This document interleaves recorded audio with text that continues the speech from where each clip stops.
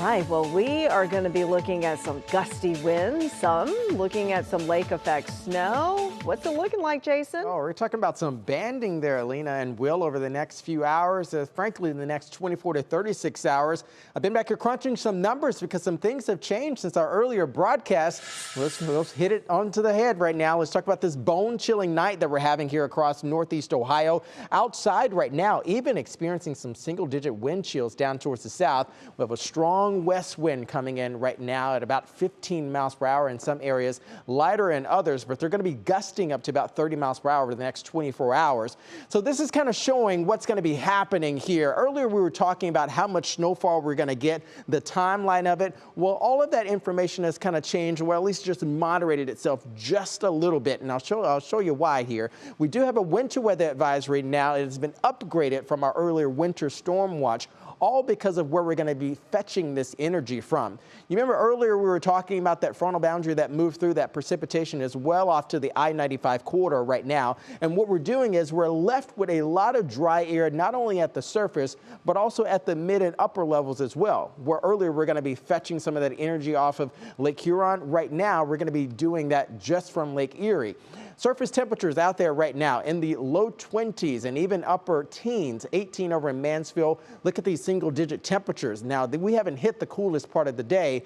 That is likely going to be in the negatives for some people. Feels like 6 over towards Cuyahoga County Airport, 11 in Ashtabula at this hour.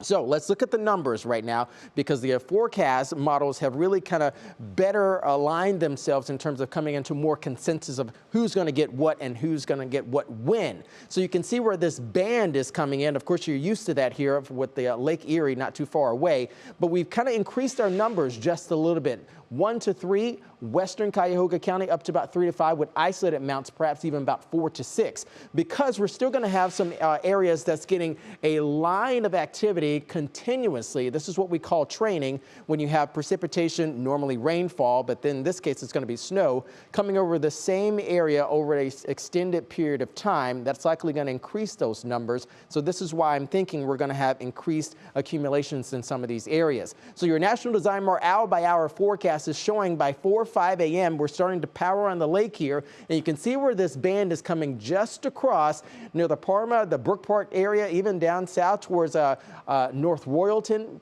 perhaps even, and even continuing over towards the east. And that begins to kind of better line itself towards the eastern areas into the afternoon.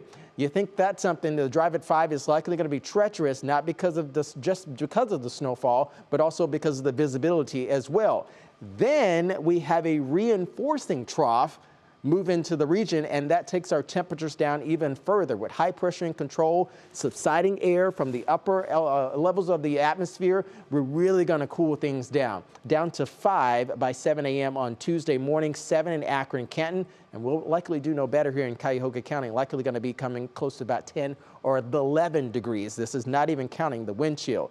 So that is the bulk of the next 24 to 36 hours. Thereafter, by the time we get to Tuesday midday, even over towards Thursday, that's when we start to change things up just a little bit. But blustery conditions extending across the area for tomorrow. We're talking about wind gusts 20, perhaps even up to about 30 miles per hour. So you definitely want to take it easy for tomorrow. 3 things to remember for us, okay? Travel conditions, poor visibility, some icing on the roadways, and the roadways will hopefully be salted enough where it's kind of absorb some of that precipitation and that ice out there. Temperatures as well. Is it going to be a wet versus dry snow? Well, I think it's going to be more of a dry snow, because we're going to have more of a dry conditions in terms of moisture in the air in the mid and upper levels, even here at the surface. Okay, midweek. So we got past Monday and Tuesday. Midweek, Wednesday, Thursday, we rebound a little bit into the 30s and even 40s. Our next system moves in on Thursday. Could be out of here by early Friday, and into the weekend we go, guys. We're back into the 30s for the most part. So quite the forecast indeed. Mother Nature is letting us know that winter's here now, finally. In full effect. Yeah. Jason, thanks. Jason.